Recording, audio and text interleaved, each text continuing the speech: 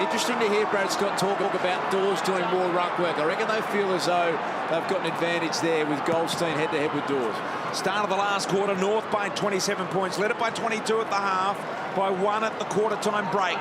Thomas in the sandwich. Didak runs onto the ball, kick into the corridor. Dawes had a go at it, punches it forward. McMahon, who's been ever reliable. Here he is. Mooney couldn't get hold of it then. Ferrito. High ball.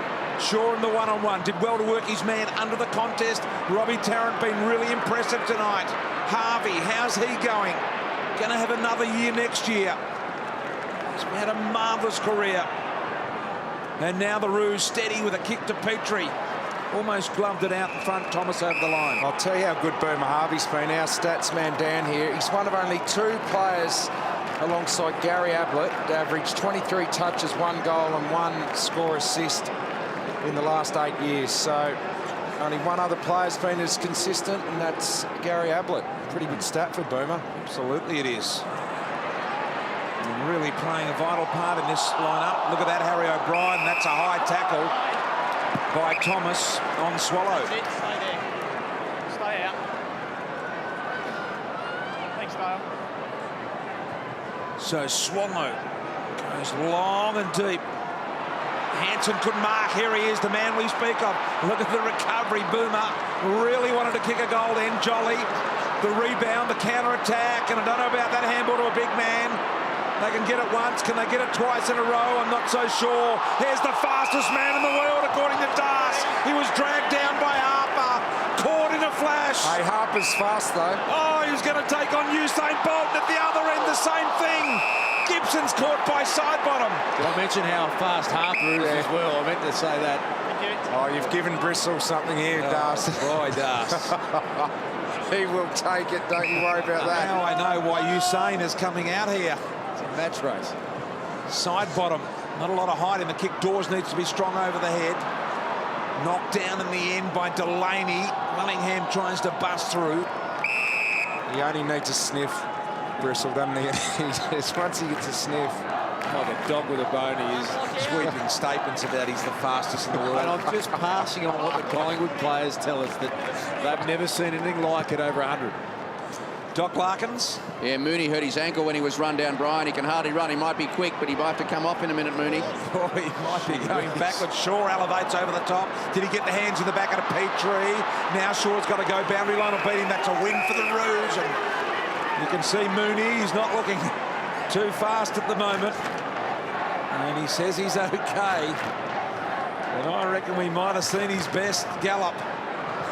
Little kick around the body from Boomer. High ball, out of bounds on the full. Well, in all seriousness, that is going to hurt, because that would be a rotation down if Doc has called it right and he comes off and can't take a further part. It's going to be very, very difficult for the Magpies from here. And they're already struggling to match North on the outside with the run. They've been all right, contested and clearances, all the hard stuff, but they just haven't been able to control the ball. North have been able to pick the pace up when they want to and slow it down, and they've just had more control of the football all night. Alan Mooney just been activated as the sub for Collingwood, hobbling around at the moment. Zeeble doing the ruck work in the end there. Didak, who's gone okay. Longish handball, did well to get it to Elliott. Ferrito. Just wondering what the Pies can conjure up here, if anything, or North Melbourne just so switched on that they're not going to allow Collingwood back into this. Pendlebury. We know that both sides can score very, very quickly. Ferrito, a little give to Atley, and then looked after it with the Shepherd. Thompson. Kick inside to Gibson. Gibson's got Harper on. He's ignored that and went wide to Bastanak. Harper's on again. If Bastanak wants him, they ignore him again and they go more direct route to Tarrant. Knocked down to Harry O'Brien. Harper ends up going in and winning his own ball. He said, if you don't give it to me, I'll get it myself. But he gave it up to Reed. Looking for the give and go. There's Mooney. Searching handball to Blair. Now Sinclair through the middle of the ground. Sinclair can go. Short kick finds Beams. Handball to Pendlebury. You wonder why. Pendlebury around the corner. Kicks the goal. Collingwood alive again within 21. Nice work, opened them up through the middle. That kick going into North Melbourne's forward line was right on 50 metres. It wasn't the right kick, and it was rebounded far too easily through the middle of the ground. Dane Beams gives the handball off to Pendlebury. Could have gone back and had the shot, but that man there has enough class to finish it around the corner, and there goes Mooney down into the rooms.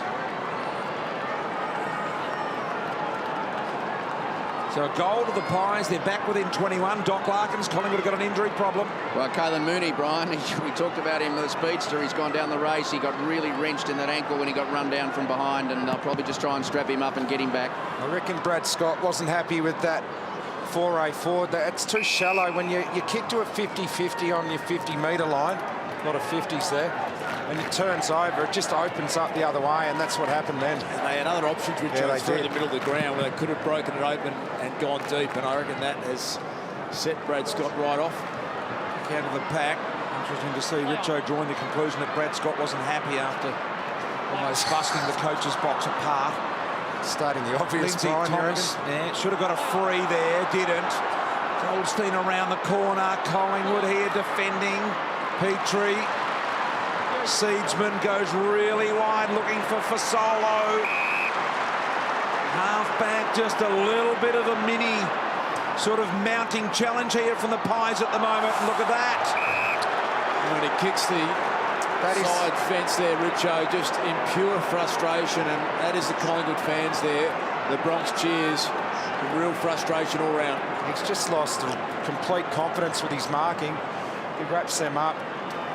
Swallow probably could have earned the free in the meantime. Blair goes forward. Good mark taken by McMahon. Hasn't he been solid? He's been brilliant. Massive fan of Scotty McMahon and what he does. The frustrating part for Nathan Buckley and Collingwood fans is that they kick the next goal. I reckon North Melbourne get nervous all of a sudden. They have dominated this game really since the 10-minute mark of the first quarter, but they'll be back within 15 points and a massive chance to win it. They need the next one, Collingwood. Anthony, very stagnant forward line all of a sudden. Brown able to just push off his man and access that ball. Beams to Thomas, back to Beams now.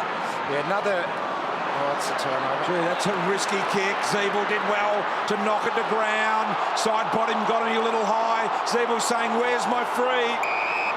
Umpire said, no, no, no, we'll ball it up. Another one of those entries that just didn't go deep enough for North Melbourne. They got away with that because Collingwood could have gone down the other end, but well done by Zeeble. Marty Clark had a chance to advance it. Lucky to get ball on boot there. Cloak under the ball and just allowing Thompson to nudge him under it time and time again. Well, Cloak and Dawes combined have had 16 possessions for the game and no goals. They have been absolutely smashed in the one-on-ones by their respective opponents, and it has hurt Collingwood badly tonight. There's no denying that. Hanson goes deep. Nathan Brown in front off hands. G. Bastanak got a poor bounce. Blair thought about the handball wide, went the kick that spread Shaw even wider. He now goes on a running double bounce. Petrie was able to get him, but he just turns the circle. Risky kick, got to be good. It's not. Wright's there to pounce. Bastanak through traffic. Beams got a timely hand there. Now Pendlebury to side bottom. Got space. Once again, they're going to have to go to the Cloak presenter. This time the kick's a little short and he couldn't get there. It's been absolutely horrible. Boy, oh boy, wow, where did you see that again? Nothing's going right for him. I mean, that kick was poor. A big mark from Goldstein, the one-on-one. They've got to get it moving. They've got him on the rebound here, North Melbourne. Swallow wide. Now another attack here by the Rouge. This time it's Campbell out very, very wide. He's got Petrie one out. He goes for that target, Richo, and here comes Hanson. Petrie in front of Brown. Marks in the end, just quickly to Doc Larkins. Yeah, Kalen Mooney's back up, Ryan. He's just gone back onto the ground. He's still limping out to the centre square after that ankle treatment, so still sore. Well, there's the difference. They've gone wide to their key forward down one end, Collingwood, who gets a shocking kick. straight down the other end. Petrie gets one-on-one and takes a contested mark. They're just choosing better options going forward, and their key forwards are getting in better spots. For his third goal, and to make it real difficult, he snuck it through. North by 27. Can't underestimate how good those hands were. Richo, to take a floating mung under that sort of pressure without any fumble at all in that part of the ground is a massive moment in this game. When Collingwood were pressing, asking a question or two, their gun forward stood up big time, didn't he, Drew Petrie? Well, he knows how well he's marking the footy. He didn't want to lead then. He had it one out, and he just said, kick it to me. It is amazing. And Petrie, the X factor at the moment, but it is returning, and a couple of big tall forwards can do the damage. I mean, Collingwood have had Cloak and Dawes going in years gone by, and now North have got two alive. There's the contrast in the game tonight. There's the difference. Petrie stands strong, takes a contested mark. Collingwood haven't been able to get it. North by 27, Harvey. He's going to go long on Longdoor, one-on-one again. Gee, they're nervous in this situation, Collingwood. Offhand, Hanson, Bastanak got a piece of it. Brown caught with the ball as he made a genuine attempt. The umpire very quick on the whistle. Well, I might have another obvious statement here, Brian. You've been on to my obvious statements. I don't reckon you can win a flag unless you've got one of those big key targets up forward. Well, one, or you need a couple. You need a handful of them. You need at least one real dominant one. Yep. Much behind in the end. And BT, I think the thing that's making it stand out so much is they're both having shockers, Dawes and Cloak. It's not like one player can take a strong grab and I suppose take a bit of heat off the other. They're both having a shocking night. It really makes it stand out, and you compare that to Hanson and Petrie down the other end. They're both having a really good night. It's at the moment the difference in the game. Someone tweet in if there's a team that's won a grand final without a dominant key forward. I can't remember one. That's it. Yeah, I don't think it's happened in recent times, Richo, that I can remember. tipping your memory wouldn't go back too far, Richo, but here's Thomas from the back. I've got no idea, actually. Kick out wide to Dawes. And just when he was about to mark it, Didak steals it off him. He goes wide to Wellingham. McMahon, who's been a master all night. Tell you what else I've been excited by from a North Melbourne perspective is Nathan Buckley ponders what he can do in this game. Lachie Hansen was a high draft pick. I think he was a number 3 pick off the top of my head. Never ever seen him perform like he has done tonight, and there's enough there to think that he could be a really good forward for them. Thompson gathers, and the frustration continues for Cloak as Atley says, come at me, and Anthony does and hits the target. Now look at the overlap run here as well. Impressive run there from Gibson. Gibson plays on around the corner, and North can really open them up here. Bastanak runs with the support of Ferrito, allowing the Shepherd. It was good play, great kick. Tarrant runs into an open marking contest. Well, they've got 3, haven't they? And they're all moving well. And the thing they love about Hansen and Tarrant is their work rate. They've got big tanks aerobically, and they just keep presenting. And that's why they're playing the 3 of them. You can't have 3 big blokes if they haven't got good aerobic ability, but they have at North Melbourne. His brother waits for the arrival of the ball in the goal square. Tarrant for his 4th goal made a little bit of an ugly attempt there. Big pack rises. Seedsman's caught with the ball. Was it a throw there? Perhaps not, said the umpire. Seedsman upended now. Dawes got a quick kick out of the pack. Goes wide, looking for Wellingham. North Lockett inside. Cunnington, slick handball. An opportunity for the Roos to go forward once again, and this time another miss with 9 3/4 minutes remaining for the Roos. McMillan just missing. Shaw. Time now starting to become a big factor for the Pies. 9.5 minutes, 29 points. Well, they've got to play quick now, the Pies, and they can't because they're being shut down beautifully by North Melbourne. Thomas to Jolly. Thompson again does the bullocking work and almost on Lingy's lap there. There's Travis Cloak. Nathan Buckley has taken him off for a bit of a spell. He's going to get back on and see if he can turn it around. If they are to pull off a miracle here, it'll be their 4th best ever three-quarter time comeback. Collingwood, that is what faces them from here on. Harry O'Brien with some run. Look at Dawes, just got bowled out of the way far too easy by an aggressive Ferrito. Gotta keep your feet. It's actually hard watching Dawes and Cloak at the moment. It's like seeing a heavyweight boxer just get pummeled. You feel as though the air's gone out of their sails, and both of them are hard workers. They train hard. There's no lack of effort in this. It's just when your confidence goes in sport, we can see it across any number of different games, you just can't get it right. And not as if they wouldn't have worked on this they've been hour working after hour. Absolute backsides off. That's why they persevere. That's why Dawes just doesn't get dropped, because they love him. He tries his heart out, but at the moment it's just going horribly wrong. The hands of Wellingham. Wright did well. Cunnington kept it alive, and now Harper's got the run, took a bounce from just outside 50. In the end, the kick was good. Petrie was able to double back on his man Brown. Not sure whether it was deliberate, but it was very effective. Petrie will line up for his 4th goal. And the Kangaroos have been building to this for the last 4 or so years. Look at Chris Dawes, just total misjudgment of the footy. Didn't even get a glove on it. You go down another round, and big Drew Petrie's going. It was uncontested in the end. He really should have taken the mark. There he is getting poleaxed, and it would feel like we're being super harsh on Chris Dawes, but it's what we're seeing. Catapulted down the other end. Drew Petrie just says, I'll clunk it for you. And here he is for goal number 4, and he sprayed it to the right. Let off there, but the Roos are a very professional outfit these days, and it's going to be hard to get past them. They lead it by 30 points.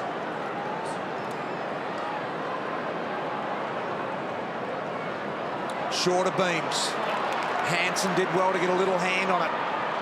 Beams back inside to Sinclair, chipping ball. Reed. Blair backs out of it, had to give the handball out the back to Clark. Wrong-footed, just used his left foot to go back inside and missed the jolly target. Boys, you know what a game like this does so late in the season, so close to finals, is it allows other opposition clubs who are likely to play against Collingwood, almost give them a blueprint as the best way to play Collingwood come September. North Melbourne have really picked them apart well, been really smart with the way they've gone about it. There are going to be a lot of coaches in the competition taking some notes tonight. Fairly dejected Collingwood fans here. North Melbourne next week have got Fremantle at this venue, and that sets up a mouth-watering contest.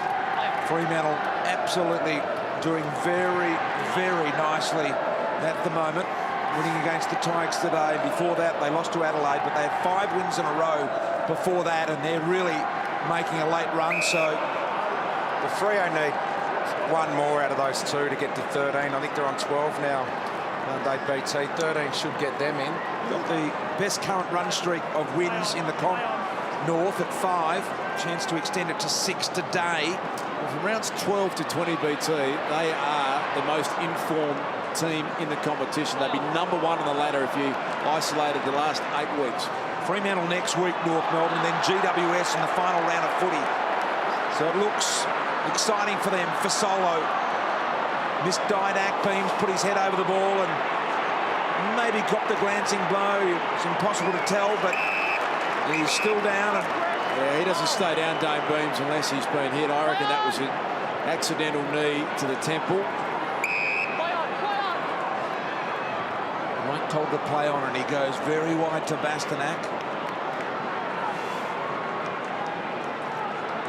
Now McMillan has a look down, presents the ball to Zeeble, tries to turn under his man in Chris Darren. Here's the pace of Harper. Almost ran out of tarmac there. He did in the end. Well, we've got a couple of sort of replay here of Dane Beams. Oh, yeah, glancing knee to the head. Yeah, that wouldn't tickle. About the key forwards and flags, Brad Carter reckons the Crows in 97. I think he's right. Darren Jarman was the man that destroyed a few teams. Tony Modra was there but didn't play, and Drew Solswig reckons West Coast in 2006. They had Quinton Lynch who kicked a few goals, but yeah, there's a couple. Yeah. Go to the head of Dawes now. Harvey goes back and deliberately socking it back, but Sidebottom was able to get between 2 North Melbourne players. Elliott flies, did really well right, brings the ball to the ground, and now the troops arrive for the Roos. They are playing some brilliant footy at the moment. We've said it at half-time and at various stages throughout the last half as the Kangaroo fans absolutely celebrate tonight. I just thought there was an opportunity to really change up the forward line tonight. The big boys weren't firing.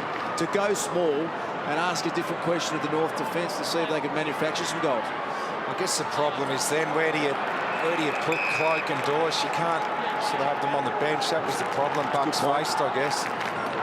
Because you can't sort of muck up your midfield rotations. It's a hard one, isn't it? Yeah, maybe the decoy role. I mean, I don't know if it still evolves in the game where you just get out and you try and clear the space in the goal square for a mismatch on a small.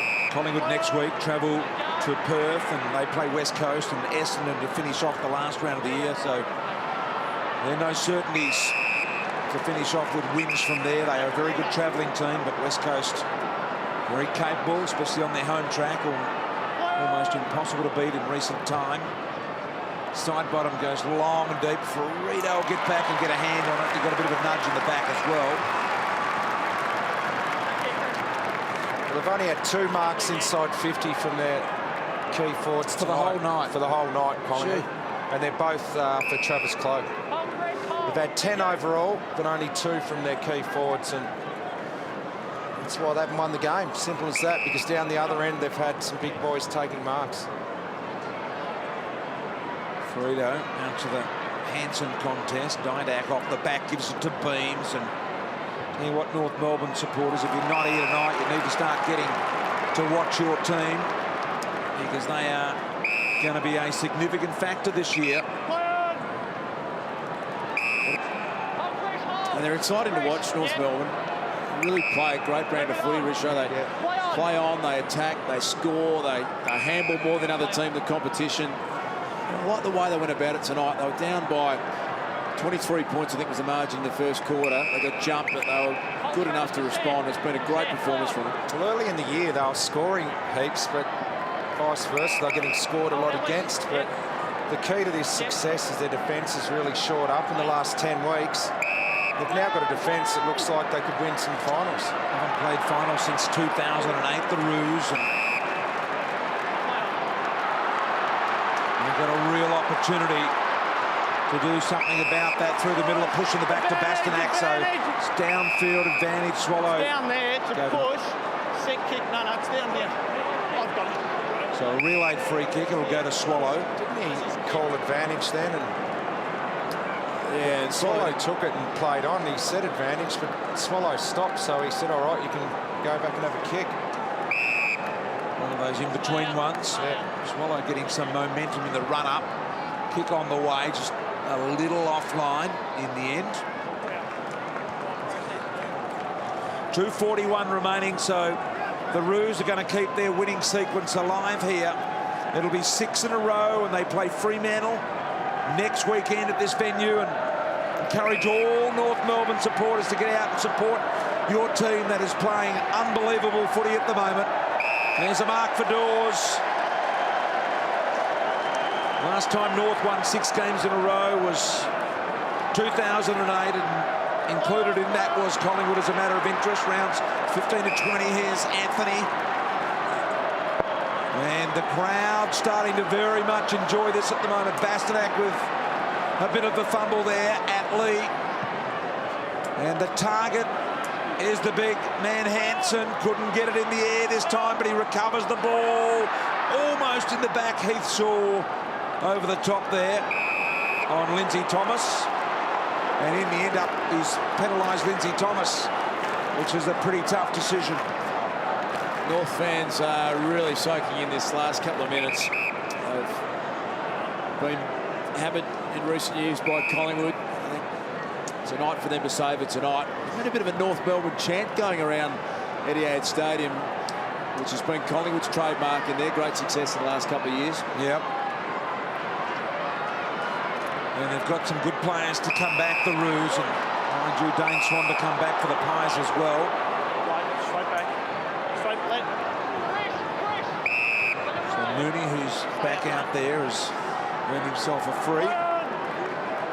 He's played the 4 games for the Pies. That one drops short in the Cloak direction, but Frito Does open up that question again, doesn't it, where you've got a player, Dane Swan, who is available. He's fit. He was performing as well as anyone in the competition. And for disciplinary reasons, he gets a 2-week suspension. It paid off last week when they beat Sydney. Of course, you can't go back and rewrite history, but geez, you'd love to have had him out there if you're a Collingwood supporter tonight.